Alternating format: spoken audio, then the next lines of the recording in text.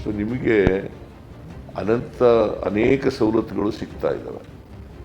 ಆ ಸವಲತ್ತುಗಳನ್ನು ಬಳಸ್ಕೊಂಡು ನೀವೆಲ್ಲ ಮೇಲಕ್ಕೆ ಬರಬೇಕು. ಗೊತ್ತಾಯ್ತಾ? ಎಷ್ಟೇ ಕಷ್ಟ ಆದರೂ ಕೂಡ ವಿದ್ಯಾವಂತರಾಗಬೇಕು. ಶಿಕ್ಷಣ ಇಲ್ಲದೆ ಹೋದರೆ ನಾವು ಮತ್ತೆ ಆ ಗುಲಾಮ್ಗಿರಿ ಮನಸ್ಸನ್ನು ಕಿತ್ತು ಒಗಿಲಿಕ್ಕೆ ಸಾಧ್ಯ ಆಗಲ್ಲ. ಅದರಿಂದ ಗುಲಾಮ್ಗಿರಿ ಮನಸ್ಸು ಹೋಗ್ಬೇಕಾದ್ರೆ ಸ್ವಾಭಿಮಾನ ಬರಬೇಕು. ಆ ಸ್ವಾಭಿಮಾನ ಬರಬೇಕಾದ್ರೆ ಶಿಕ್ಷಣ ಆಗಬೇಕು. ಇಷ್ಟೆಲ್ಲ ಯಾಕೆ ಕೊಡ್ತಾ ಇದ್ದೀವಿ ಅಂತಂದರೆ ಗುಣಮಟ್ಟದ ಶಿಕ್ಷಣ ಆಗಬೇಕು ಅಂತ. ಗುಣಮಟ್ಟದ ಶಿಕ್ಷಣ ಆಗಬೇಕು ಮತ್ತು ವೈಚಾರಿಕತೆ ಬೆಳೀಬೇಕು. ನಮ್ಮ ಎಲ್ಲ ವಿದ್ಯಾರ್ಥಿಗಳು ಕೂಡ ನೀವು ಏನು ಈಗ ಕಲಿತೀರಿ, ಆ ಕಲಿತಕ್ಕಂಥ ಶಿಕ್ಷಣ ನಿಮ್ಮ ಜ್ಞಾನದ ವಿಕಾಸ ಆಗಬೇಕು. ಸುಮ್ಮನೆ ಓದೋದು ಬರೆಯೋದು ಕಲ್ತ್ಕೊಳ್ಳೋದಲ್ಲ. ಜೊತೆಗೆ ಸಮಾಜ, ನೀವು ವಿದ್ಯಾವಂತರಾದ ಮೇಲೆ ಸಮಾಜಕ್ಕೆ ಜವಾಬ್ದಾರಿ ಇರಬೇಕು.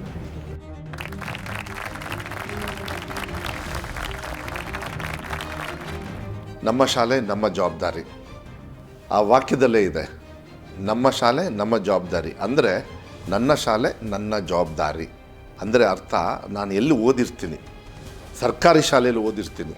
ಸರ್ಕಾರಿ ಶಾಲೆಯಲ್ಲಿ ಇವತ್ತು ನಮಗೇನು ಉಚಿತವಾಗಿ ವಿದ್ಯಾಭ್ಯಾಸವನ್ನು ಕೊಟ್ಟಿದ್ದಾರೆ, ಈ ದೇಶದ ಮತ್ತು ನಮ್ಮ ಭವಿಷ್ಯಕ್ಕೆ ಒಳ್ಳೆ ಪ್ರಜೆ ಆಗಿ ಮುಂದಿನ ದಿನಗಳಲ್ಲಿ ಸ್ವಂತ ಕಾಲ ಮೇಲೆ ನಿಲ್ಲಬೇಕು, ಮುಂದೆ ದೊಡ್ಡ ಮನುಷ್ಯರಾಗಬೇಕು, ಸಾಧನೆ ಮಾಡಬೇಕು, ಸಾಧಕರಾಗಬೇಕು ಅಂತಕ್ಕಂಥದ್ದು ಏನಿದೆ, ಅಲ್ಲಿಗೆ ನಾವು ಅಷ್ಟು ಮೇಲೆ ಬಂದಾಗ, ಆ ಸಂದರ್ಭದಲ್ಲಿ ನಮಗೆ ಶಕ್ತಿ ಮೀರಿ ಒಂದು ಹಂತಕ್ಕೆ ಬಂದಾಗ ನಾವು ಸ್ವಲ್ಪ ಹಿಂದೆ ತಿರುಗಿ ನೋಡಬೇಕಾಗತ್ತೆ.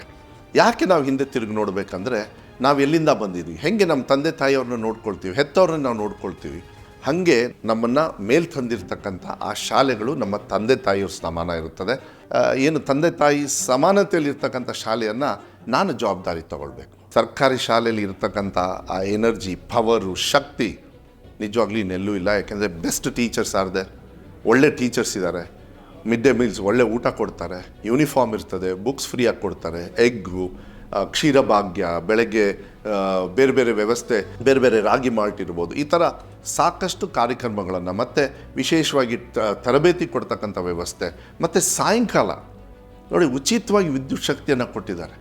ಉಚಿತವಾಗಿ ವಿದ್ಯುತ್ ಶಕ್ತಿ ಕೊಟ್ಟ ತಕ್ಷಣ ಎಲ್ಲ ಕಂಪ್ಯೂಟರ್ ಕಬೋರ್ಡ್ ಒಳಗಿದ್ವು. ಯಾಕೆಂದರೆ ಕರೆಂಟ್ ಬಿಲ್ ಕಟ್ಟೋಕ್ಕಾಗ್ತಾ ಇರಲಿಲ್ಲ ಶಾಲೆಗಳಿಗೆ. ಆದರೆ ಉಚಿತವಾಗಿ ಕರೆಂಟ್ ಬಿಲ್ಲು ಅಂದ ತಕ್ಷಣ ಎಲ್ಲ ಆ ಕಬೋರ್ಡಿಂದ ಟೇಬಲ್ ಮೇಲೆ ಬಂದು ಇವತ್ತು ಮಕ್ಕಳಿಗೆ ಸೇವೆ ಮಾಡ್ತಕ್ಕಂಥ ಕೆಲಸ ಇವತ್ತು ಆ ಕಂಪ್ಯೂಟರ್ಸ್ ಆಗಲಿ, ಸಾಫ್ಟ್ವೇರ್ ಎಂಥದ್ದು ಈ ಯಾವುದಾದ್ರು ಕರೆಂಟನ್ನು ಯೂಸ್ ಮಾಡ್ತಾರೆ ಅದೆಲ್ಲದೂ ಕೂಡ ಈಗ ಹೊರಗೆ ಬಂದಿದೆ.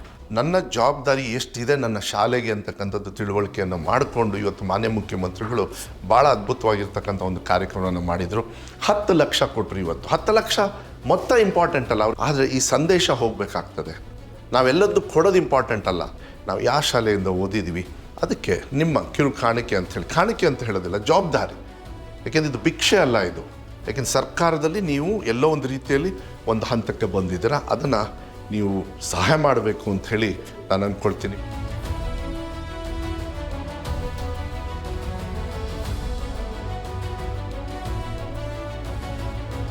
ನನಗೆ ಒಂದು ಹೆಮ್ಮೆ ಇದೆ. ನಾನು CM ಸಿದ್ದರಾಮಯ್ಯ ಅವರು ಓದಿರೋ ಸ್ಕೂಲಲ್ಲಿ ಓದ್ತಾ ಇರೋದಕ್ಕೆ. ನಮ್ಮ ಸ್ಕೂಲ್ಗೆ ತುಂಬಾ ಡೊನೇಷನ್ ಕೊಟ್ಟವ್ರು, ತುಂಬಾ ಇಂಪ್ರೂವ್ ಮಾಡಿದ್ದಾರೆ ಸ್ಕೂಲ್ನ.